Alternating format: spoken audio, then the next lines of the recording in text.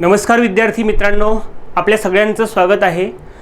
आज आपण अभ्यासणार आहोत कंपनी ॲक्ट 2013 ची काही महत्त्वाची ठळक वैशिष्ट्ये। मागच्या लेक्चरमध्ये आपण कंपनी कायदा या अंतर्गत कंपनी म्हणजे काय, त्याचा अर्थ, व्याख्या आणि कंपनीची वैशिष्ट्ये याबद्दल चर्चा केली होती। आणि कंपनीच्या व्याख्या अभ्यासत असताना आपण एक व्याख्या अशी अभ्यासली होती की कंपनी कायद्याच्या कलम 2 उपकलम 10 मध्ये आपल्याला सांगितलेलं होतं की कंपनी म्हणजे काय।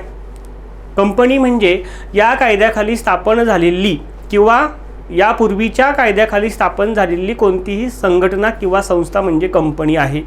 कलम 2 सबसेक्शन 20 असं ते कलम होतं मित्रांनो। कलम सेक्शन 2 सबसेक्शन 20 यासोबतच प्रोफेसर हॅने यांची डेफिनेशन आपण बघितलेली होती, ज्यामध्ये प्रोफेसर हॅने असं म्हणतात की a company is an artificial person, म्हणजे कंपनी एक कृत्रिम व्यक्ती आहे, which is created by the law, जी कायद्याने निर्माण झालेली आहे, तिला परपेच्युअल सक्सेशन आहे म्हणजेच निरंतर वारसा आहे, कॉमन सील आहे म्हणजेच कंपनी तिच्या शिक्क्याचा वापर तिच्या सहीसारखा करत असते। अशा पद्धतीची जी काही कंपनीची व्याख्या आहे त्या व्याख्येवरून आपण कंपनीची वैशिष्ट्ये सुद्धा बघितलेली होती। आजच्या लेक्चरमध्ये आपण कंपनी ॲक्ट 2013 ची ठळक वैशिष्ट्ये अभ्यासणार आहोत, जो कायदा 2013 मध्ये अस्तित्वात आलेला आहे। यापूर्वी अस्तित्वात असलेला कायदा कोणता होता मित्रांनो? 1956 चा कंपनी कायदा। मग 1956 च्या नंतर 2013 मध्ये हा कायदा अस्तित्वात आला। 2013 मध्ये या कायद्यामध्ये महत्त्वाचे बदल करण्यात आलेले आहे। मग 1956 पासून ते 2013 पर्यंत ज्या काही औद्योगिक जगतामध्ये किंवा व्यापार युगामध्ये घडामोडी घडल्या, त्या घडामोडींना किंवा जे काही बदल झाले त्या बदलांना सामोरे जाण्यासाठी भारताला सुद्धा या ठिकाणी कंपनी कायद्यामध्ये आवश्यक ते बदल स्वीकारावे लागले। जसं की 1991 साली आपण नवीन आर्थिक धोरणाचा स्वीकार केला, ज्यामध्ये LPG पॉलिसीचा उल्लेख आपल्याला प्रामुख्याने करावा लागेल। लिबरलायझेशन, प्रायव्हेटायझेशन आणि ग्लोबलायझेशन, उदारीकरण, खाजगीकरण आणि जागतिकीकरणाच्या या युगात जग हे एक ग्लोबल व्हिलेज बनलेलं आणि त्यामुळे असंख्य मल्टीनॅशनल कॉर्पोरेशन्स म्हणजेच बहुराष्ट्रीय कंपन्या भारतामध्ये येऊ लागल्या आणि अशा पद्धतीने त्या कंपन्यांना सुद्धा आत्मसात करावं लागलं आणि आपल्या देखील कंपन्या या विदेशामध्ये जायला लागल्या। आणि अशा पद्धतीने एकंदरीतच जी काही औद्योगिक क्रांतीचा हा जो काही 4था-5वा टप्पा आहे, यामध्ये बदल स्वीकारणं ही काळाची गरज ठरली। आणि म्हणूनच 1956 च्या कंपनी कायद्यामध्ये ज्या काही प्रोव्हिजन होत्या त्या प्रोव्हिजन या ठिकाणी काढून टाकण्यात आल्या। म्हणजेच महत्त्वाच्या ज्या काही प्रोव्हिजन्स जे की कंपनीच्या चांगल्या प्रशासनासाठी या ठिकाणी अडसर ठरत होत्या, अशा प्रोव्हिजन कमी करण्यात आल्या आणि एक हेल्दी एन्व्हायरमेंट कंपनीच्या उभारणीसाठी, भरभराटीसाठी आणि एकंदरीतच कंपनीच्या स्टेक होल्डरसाठी हिताचं ठरावं, असे प्रयत्न 2013 च्या कंपनी कायद्यामध्ये करण्यात आले। आणि त्याच दृष्टिकोनातून आपल्याला 2013 चा कंपनी कायदा या ठिकाणी महत्त्वाचा ठरतो। चला तर मग आज आपण बघूयात की कंपनी कायदा 2013 ची अशी कोणकोणती महत्त्वाची वैशिष्ट्ये आहेत। अशी वैशिष्ट्ये जी की नव्यांना आपल्याला या ठिकाणी पाहायला मिळतात, 1956 मध्ये ही नव्हती किंवा 1956 च्या काही महत्त्वाच्या बाबींमध्ये सुधारणा करण्यात आल्या, अपडेशन करण्यात आलं, तेच आपण या ठिकाणी कंपनी कायदा 2013 ची जी काही सॅलेंट फीचर्स आहेत त्या माध्यमातून लक्षात घेऊयात। तर या कायद्याला काय म्हणायचं मित्रांनो?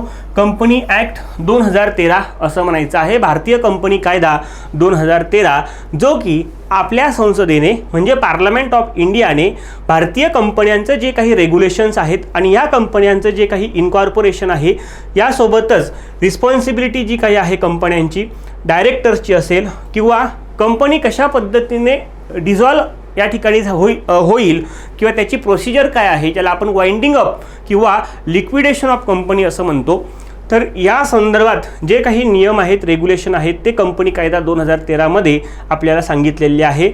आणि जो आपला 1956चा कंपनी कायदा होता, हा 1956चा कंपनी कायदा या ठिकाणी आता काय झालेला आहे, रिपील झालेला आहे आणि त्या जागी नवीन कायदा कंपनी कायदा 2013 या नावाने ओळखण्यात आलेला आहे, की ज्याला भारताच्या राष्ट्रपतीची जी काही संमती आहे ती कधी मिळालेली आहे, तर ती मिळाली बघा मित्रांनो 29 ऑगस्ट 2013ला. तर प्रेसिडेंट ऑफ इंडिया, भारताच्या राष्ट्रपतीची संमती या कंपनी कायद्याला कधी मिळाली ती तारीख आपल्याला लक्षात घ्यायची आहे, ती म्हणजे 29 ऑगस्ट 2013. आणि अशा पद्धतीने जो 1956चा कंपनी कायदा होता तो या ठिकाणी रिप्लेस झालेला आहे आणि कंपनी ॲक्ट 2013 या ठिकाणी आलेला आहे. तर 1956चा जो कंपनी कायदा आहे त्याच्यामधल्या ज्या काही तरतुदी आहेत मित्रांनो, या तरतुदी सगळ्याच रद्दबातल झाल्या असं नाही, तर काही प्रोव्हिजन जशाच्या तशा आहेत. फक्त 2013मध्ये जे जे काही आपल्याला गरजेचं होतं, जे जे काही बदल आवश्यक होते ते बदल त्या ठिकाणी करण्यात आलेले आहे आणि 2013मध्ये हा कंपनी कायदा आपण या ठिकाणी इंट्रोड्यूस केलेला आहे. So the company act 2013 regulate the formation and functioning of the corporations or companies in India. भारतातील कंपन्यांचं जे काही फॉर्मेशन अर्थात स्थापना आहे किंवा कंपन्यांचं जे काही कार्य आहे ते कार्य 2013च्या कंपनी कायद्याच्या माध्यमातून रेग्युलेट अर्थात नियंत्रित करण्याचं काम या ठिकाणी केलं जातं. So the first companies act after independence, 1947 स्वातंत्र्य मिळाल्यानंतर भारतामध्ये पहिल्यांदा कंपनी कायदा कधी पास करण्यात आला होता मित्रांनो, 1956ला हा कायदा पारित करण्यात आला होता. आणि तेव्हा कोणती समिती त्या ठिकाणी गठीत करण्यात आली होती, तर भाभा कमिटी या ठिकाणी गठीत करण्यात आली होती 1956च्या कंपनी कायद्याच्या अंमलबजावणीसाठी. 2013च्या कंपनी कायद्याचं या ठिकाणी आपल्याला वैशिष्ट्य असं सांगता येईल की ज्यामध्ये सेक्शन 135 कलम 135 जे आहे, हे कलम 135 जे आहे कंपनी कायदा 2013चं, ते आपल्याला CSRच्या संदर्भात काही गोष्टी सांगतं. CSR ज्याला आपण कॉर्पोरेट सोशल रिस्पॉन्सिबिलिटी किंवा व्यवसायाची सामाजिक जबाबदारी असं म्हणतो. तर CSR म्हणजे प्रत्येक कंपनीने काय केलं पाहिजे, सर्टन काही कंपन्या आहेत त्या कंपन्यांनी आपल्या प्रॉफिटच्या सर्टन अमाऊंट्स या ठिकाणी व्यवसायाची सामाजिक जबाबदारी म्हणून खर्च केला पाहिजे. उदाहरणार्थ पर्यावरण संरक्षण करण्यासाठी काही गोष्टी डोनेट केल्या पाहिजे. शाळा, महाविद्यालये, वृद्धाश्रम, अनाथाश्रम किंवा चांगले रस्ते बांधणे, पाण्याच्या चांगल्या सुविधा तयार करणे, या गोष्टी कशामध्ये ज्या की समाज उपयोगी आहे, म्हणून समाज उपयोगी गोष्टीसाठी खर्च करायचा, त्यालाच आपण साध्या सोप्या भाषेमध्ये CSR असं म्हणतो. आणि अशा करणारा भारत हा जगातला पहिला देश आहे. कसं करणारा, CSR मॅन्डेटरी करणारा. प्रत्येक कंपन्यांनी CSRवर काही खर्च करणं बंधनकारक आहे. ओके, अशा पद्धतीने भारत हा या ठिकाणी जगातला पहिला देश बनलेला आहे. आणि या कंपनी कायद्याची नेमकी काय वैशिष्ट्य किंवा ज्याला आपण उद्देश म्हणूयात, हे उद्देश कोणते आहेत मित्रांनो? पहिलं म्हणजे to enhance the economy of the country by enhancing entrepreneurship. जी काही आपली एंटरप्रेनरशिप अर्थात उद्योजकता आहे, या उद्योजकतेला चालना द्यायची आहे आणि त्यामधून अर्थव्यवस्थेला बळकटीकरण करायची आहे अर्थव्यवस्था, म्हणून हा कंपनी कायदा या ठिकाणी इंट्रोड्यूस करण्यात आला. दुसरं म्हणजे to promote the transparency and high standards of corporate governance. तर कॉर्पोरेट गव्हर्नन्स जे आहे, एखाद्या कंपनीचं जे सुप्रशासन आहे, हे सुप्रशासन त्याच्यामध्ये ट्रान्सपरन्सी यावी, पारदर्शकता यावी आणि त्याचं जे काही स्टँडर्ड आहे हे स्टँडर्ड उच्च प्रतीचं असावं, हे सुद्धा दुसरं महत्त्वाचं ऑब्जेक्टिव्ह आहे. तिसरं म्हणजे to improve the corporate law standards of our country to global standard. म्हणजेच आपल्या जसं आपण म्हटले की 1991मध्ये आपण नवीन आर्थिक धोरणाचा स्वीकार केला, ज्यामध्ये जागतिकीकरण ही एक महत्त्वाची कन्सेप्ट आहे.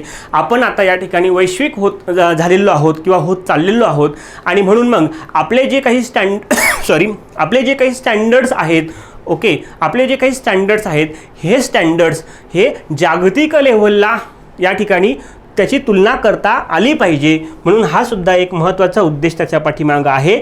यासोबतच to facilitate ease of doing business, म्हणजे एखाद्या कंट्रीमध्ये बिझनेस करणं किती सहज आणि सोपं आहे हे इंडिकेट करणारा एक इंडेक्स त्या ठिकाणी प्रकाशित केला जातो, ज्याला आपण ईज ऑफ डुईंग बिझनेस इंडेक्स असं म्हणतो. मग भारतामध्ये सुद्धा व्यापार व्यवसाय करणं हे सुरळीत व्हावं, सोपं व्हावं, गुंतवणूकदारांच्या दृष्टिकोनातून त्याच्यामध्ये सहजता निर्माण व्हावी म्हणून 2013मध्ये कंपनी कायद्यामध्ये अशा काही गोष्टीचे प्रोव्हिजन करण्यात आलेली आहे की ज्यामुळे जे कोणी स्टेक होल्डर्स या ठिकाणी असतील तर त्या स्टेक होल्डर्सच्या हितांचं संरक्षण होईल. अशा पद्धतीची ही ऑब्जेक्टिव्ह आपल्याला कंपनी कायदा 2013ची दिसून येतात. आता या कायद्यामध्ये जर आपण बघायचं झालं तर 29 ऑगस्टला संमती मिळाली आणि 30 ऑगस्ट 2013ला गव्हर्नमेंट ऑफ इंडियाने आपल्या ऑफिशियल गॅझेटमध्ये हा कायदा प्रकाशित केला. म्हणजेच असं म्हणता येईल की 30 ऑगस्ट 2013पासून या कायद्याची अंमलबजावणी संपूर्ण भारतासह झालेली आहे. संपूर्ण भारतभर हा कायदा लागू आहे. जम्मू आणि काश्मीरसह संपूर्ण भारताला कायदा लागू आहे. आणि या कायद्यामध्ये किती सेक्शन आहे मित्रांनो? 470 म्हणजेच 470 सेक्शन्स आहेत, ज्यामध्ये 29 काय आहेत रे? चॅप्टर्स आहेत आणि 7 शेड्यूल्स आहेत. 470 सेक्शन्स आहेत, 29 चॅप्टर आहेत आणि 7 शेड्यूल आहेत. ही गोष्ट आपण लक्षात ठेवायची आहे. सो कंपनी अधिनियम सन 2013च्या ज्या काही प्रमुख बाबी आहेत या जर आपण या ठिकाणी बघितल्या तर लोकसभेमध्ये हा जो कायदा आहे हा लोकसभेमध्ये पहिल्यांदा संमत झाला. कधी संमत झाला? लोकसभेमध्ये तो 18 डिसेंबर 2012ला संमत झाला. त्याच्यानंतर ते बिल कुठं गेलं? राज्यसभेमध्ये. मग राज्यसभेमध्ये तो कधी मंजूर झाला? 8 ऑगस्ट 2013ला मंजूर झाला. त्यानंतर राष्ट्रपतीची जी मान्यता आहे ती 29 ऑगस्ट 2013ला मिळाली. या कायद्यामध्ये एकूण कलमांची संख्या किती आहे? 470 इतकी आहे. तर एकूण अध्याय किंवा चॅप्टर्स हे 29 आहेत आणि एकूण अनुसूची म्हणजे शेड्यूल्स किती आहेत? तर एकूण 7 शेड्यूल्स आहेत. या फॅक्च्युअल गोष्टी आपण या ठिकाणी लक्षात ठेवणं गरजेचं आहे. त्याच्यानंतर आपण या ठिकाणी बघू शकतो की 1956चा कायदा आणि 2013चा कायदा याच्यामध्ये काय महत्त्वाचा फरक आहे. स्ट्रक्चरल कंपॅरिझन आपण जर याचं बघितलं तर आपल्याला असं दिसून येतं की कंपनी ॲक्ट 1956मध्ये किती पार्ट होते? तर 13 पार्ट्स होते. आता इथे किती चॅप्टर्स आहेत? तर या ठिकाणी 29 चॅप्टर्स आहेत. सेक्शनच्या बाबतीत जर आपण बघितलं 1956मध्ये या कायद्यामध्ये एकूण 658 इतकी सेक्शन्स होती. तर कंपनी कायदा 2013मध्ये किती सेक्शन्स आहेत? 470 सेक्शन आहेत. म्हणजेच याचाच अर्थ जे काही सेक्शन्स आहेत 1956 मध्ये असलेले सेक्शन आणि 2013च्या कंपनी कायद्यामध्ये असलेले सेक्शन्स याच्यामध्ये काय झाली आहे रे? घट झालेली आहे. म्हणजे कमी झालेले आहे सेक्शन्स. पहिले जास्त होते, आता कमी आहे. 658 वरून 470 इथपर्यंत ते कमी झालेले आहेत. म्हणजे जे महत्त्वाचे सेक्शन नाही आहेत ते काढून टाकण्यात आलेले आहेत किंवा काही सेक्शन्स 2 मिळून एक सेक्शन करण्यात आलेलं आहे म्हणून ते आपल्याला या ठिकाणी कमी झाल्याचं दिसतं.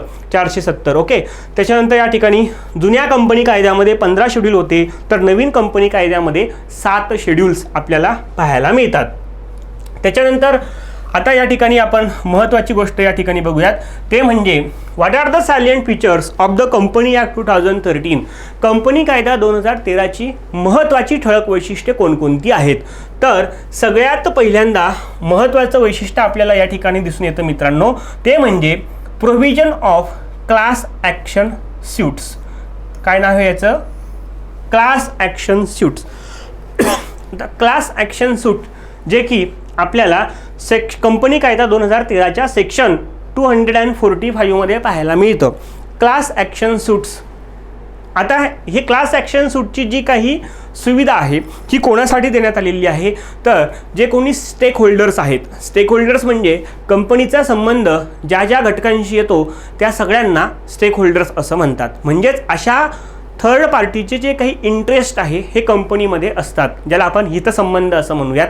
मग कोणाचे हितसंबंध असू शकतात? Number 1 share holders. Share holders हे खऱ्या अर्थाने कंपनीचे मालक असतात. ते कंपनीचे शेअर्स विकत घेतात मित्रांनो आणि आपला जो काही पैसा आहे तो पैसा या कंपनीच्या शेअर्समध्ये त्यांनी इन्व्हेस्ट केलेला असतो म्हणून ते कंपनीचे खऱ्या अर्थाने मालक असतात. त्यांनी खरेदी केलेल्या शेअर्सवर त्यांना लाभांश अर्थात डिव्हिडंड मिळत असतो. दुसरी गोष्ट म्हणजे अजून कोण त्यांचे स्टेक होल्डर्स असू शकतात? एम्प्लॉईज. एम्प्लॉईज म्हणजे कर्मचारी किंवा कामगार. ठीक आहे.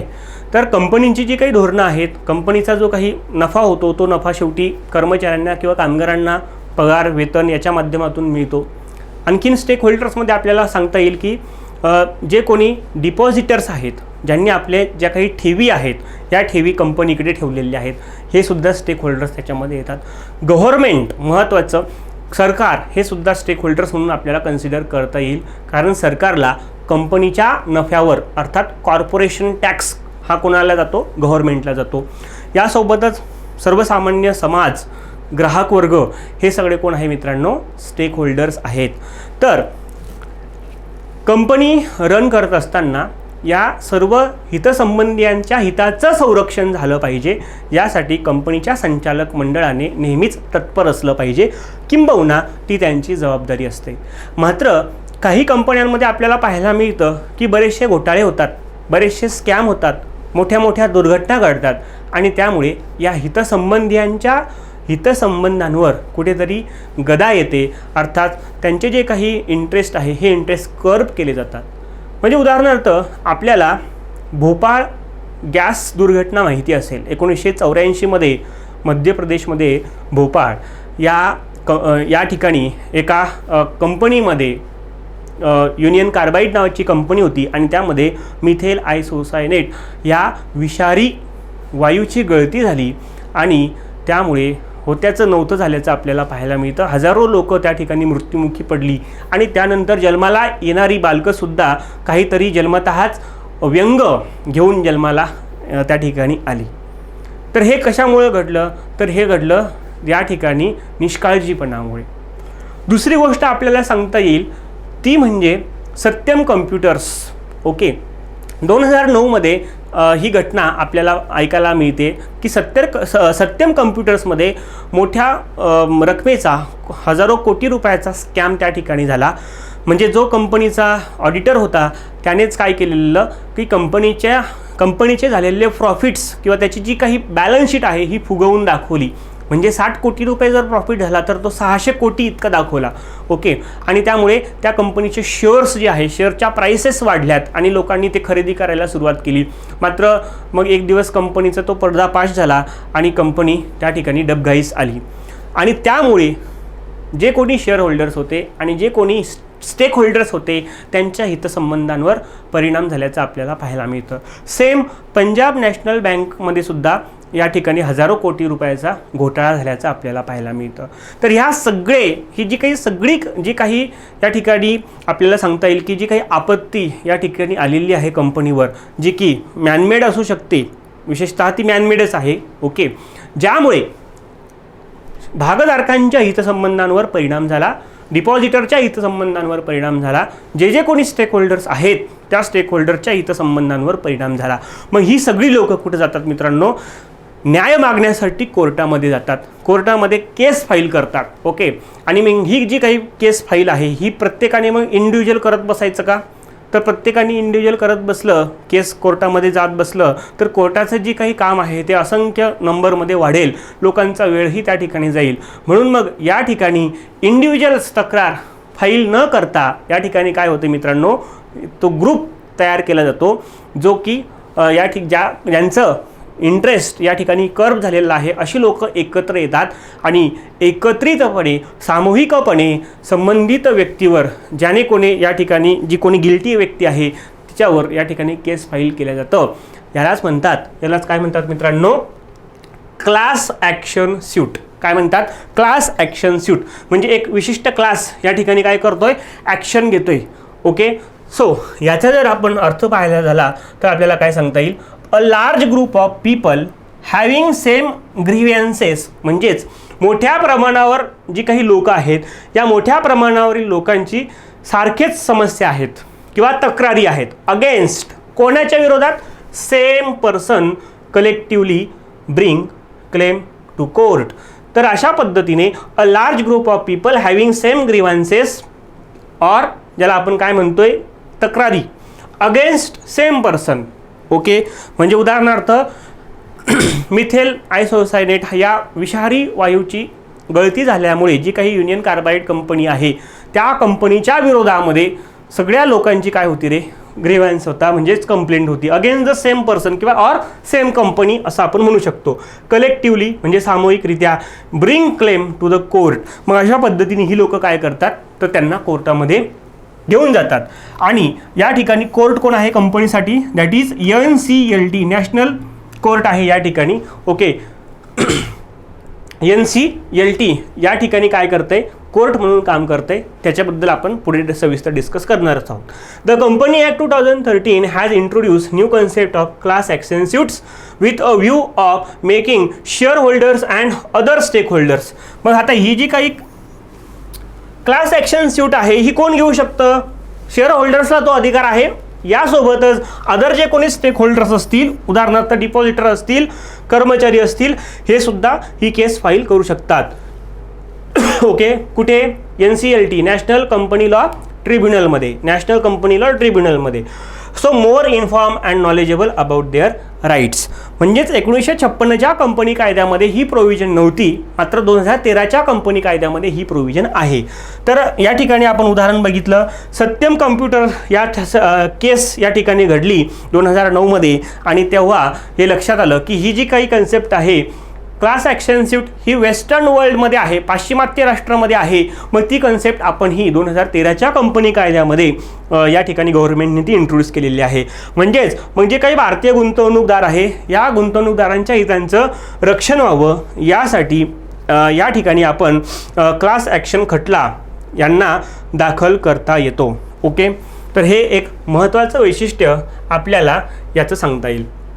दुसरे महत्त्वाचं वैशिष्ट्य कंपनी कायदा 2013चं म्हणजे woman empowerment in the corporate sector, ज्याला आपण काय म्हणूयात तर महिलांचे सक्षमीकरण असं म्हणूयात. ओके, महिलांचे सक्षमीकरण, महिलांचं या ठिकाणी सक्षमीकरण करायचं आहे. त्या दृष्टिकोनातून कंपनी कायदा 2013ने काय पावलं उचलली मित्रांनो बघा. तर कंपनी कायदा 13मध्ये विहित कंपन्यांच्या, विहित म्हणजे सर्टन काही आयडेंटिफाईड कंपन्यांच्या संचालक मंडळावर, कुठे, बोर्ड ऑफ डायरेक्टर जे असतं त्यावर कमीत कमी एका महिला संचालकाची नेमणूक करणं आवश्यक आहे. बोर्ड ऑफ डायरेक्टर म्हणजे संचालक मंडळ, जे काय करतं, कंपन्यांचं जे काही प्रशासन आहे, ॲडमिनिस्ट्रेशन आहे, हे पाहण्याचं सांभाळण्याचं काम भागधारकांच्या वतीने विश्वस्त म्हणून संचालक मंडळ या ठिकाणी करत असतात. भागधारक आपल्यामधूनच काही प्रतिनिधी या ठिकाणी संचालक मंडळावर संचालक म्हणून त्या ठिकाणी पाठवत असतात. मग या संचालक मंडळाची जी काही बॉडी आहे त्या संचालक मंडळाच्या बॉडीमध्ये कमीत कमी एक महिला, वन लेडी या ठिकाणी असलीच पाहिजे असं कायद्यानं बंधन घालण्यात आलेलं आहे. The companies act 13 स्टिप्युलेट्स appointment of at least one woman director. Okay, किमान एक महिला प्रतिनिधी असला पाहिजे, कुठे, on the board. So for certain class of companies. नंतर महत्त्वाची तरतूद आहे मित्रांनो, ती म्हणजे CSR, ज्याला आपण कॉर्पोरेट सोशल रिस्पॉन्सिबिलिटी असं म्हणतो किंवा व्यवसायाची सामाजिक जबाबदारी असं म्हणतो. सेक्शन महत्त्वाचं लक्षात ठेवायचं 135 सबसेक्शन 1, कलम 135 मधील उपकलम 1 मध्ये आपल्याला CSRच्या संदर्भात तरतुदी सांगितलेल्या आहेत. तर कॉर्पोरेट सोशल रिस्पॉन्सिबिलिटी, जसं आपण समाजाचा एक भाग आहोत, समाजामध्ये आपण जगतोय, राहतोय, समाजाचे आपल्यावर बरेचसे उपकार असतात, कारण समाजाचा आपण काहीतरी देणं लागतो, समाजाने आपल्याला काहीतरी दिलेलं असतं. अशा पद्धतीने आपण ज्या पद्धतीने समाजाचं देणं लागतो किंवा समाजाचा भाग आहोत, त्याच पद्धतीने व्यवसायसुद्धा समाजाचा एक महत्त्वाचा भाग आहे. म्हणून व्यवसायसुद्धा समाजाला काहीतरी देणं लागतो. आणि मग हे जे काही देणं आहे मित्रांनो, हे देण्याचं एक महत्त्वाचा प्लॅटफॉर्म म्हणजे CSR, म्हणजे कॉर्पोरेट सोशल रिस्पॉन्सिबिलिटी, ज्याला आपण व्यवसायाची सामाजिक जबाबदारी असं म्हणतो. तर यामध्ये आपल्याला सांगितलेलं आहे की काही सर्टन कंपन्या ज्या की आयडेंटिफाईड झालेल्या आहेत, अशा कंपन्यांनी त्यांच्या कंपनीमध्ये एक CSR कमिटी गठीत करणं गरजेचं आहे. ओके, CSR कमिटी गठीत करणं गरजेचं आहे. आणि अशा पद्धतीने या 3 पैकी एक अट जी कंपनी पूर्ण करते त्या कंपन्यांनी CSRवर रक्कम खर्च करणं त्या ठिकाणी कंपल्सरी आहे. मग ह्या अटी कोणत्या आहेत मित्रांनो? पहिली अट म्हणजे कंपनीचं जर नेटवर्थ या ठिकाणी किती आहे 500 करोड किंवा त्यापेक्षा जास्त आहे. जर कंपनीचं नेटवर्थ जे आहे मित्रांनो, नेटवर्थ हे 500 कोटी किंवा त्यापेक्षा जास्त असेल, ओके, ज्याला आपण नेटवर्थला काय म्हणूयात, ज्यांची पत नेटवर्थ हे काय आहे 500 कोटी किंवा त्यापेक्षा जास्त असेल, ही आहे कंडिशन नंबर 1. किंवा दुसरी कंडिशन काय आहे, दुसरी कंडिशन आहे की ज्या कंपनीचा जो टर्नओव्हर आहे, टर्नओव्हर म्हणजे खरेदी विक्रीचा जे काही टोटल सम होणार आहे, ती या जर 1000 कोटी किंवा त्यापेक्षा जास्त असेल, हे इयरली आहे, ओके, 1000 कोटी किंवा त्यापेक्षा जास्त असेल. किंवा तिसरी कंडिशन काय आहे तर द बिझनेसेस नेट प्रॉफिट 5 कोटी किंवा त्यापेक्षा जास्त असेल. एखाद्या कंपनीचा बिझनेस जो आहे त्याचा नफा हा त्या वर्षभरामध्ये 5 कोटी किंवा जास्त असेल, तर अशा कंपन्यांना CSR वर खर्च करणं कंपल्सरी करण्यात आलेलं आहे. मग किती खर्च करायचा मित्रांनो, तर बघा हे आहे around 2% of their average net earning. किती 2%. 2% कशाच्या, मागच्या प्रॉफिटची काय करायची आहे, मागच्या 3 वर्षाच्या प्रॉफिटची या ठिकाणी सरासरी किंवा ॲव्हरेज किती % झालं पाहिजे, 2% झालं पाहिजे. ठीक आहे. तर कलम 135 नुसार ज्या कंपन्यांचा नफा 5 कोटीच्या वर आहे, ज्यांची पत 500 कोटीपेक्षा जास्त आहे किंवा ज्यांची वार्षिक उलाढाल 1000 कोटीपेक्षा जास्त आहे, अशा कंपन्यांना CSR निधी या ठिकाणी क्रिएट करणं गरजेचं आहे. मागचे 3 वर्षात झालेल्या नफ्याची सरासरी त्या ठिकाणी काउंट करायची आहे आणि त्या रकमेच्या 2% इतकी अमाऊंट हा CSR म्हणून या ठिकाणी कंपन्याने खर्च करायचा आहे.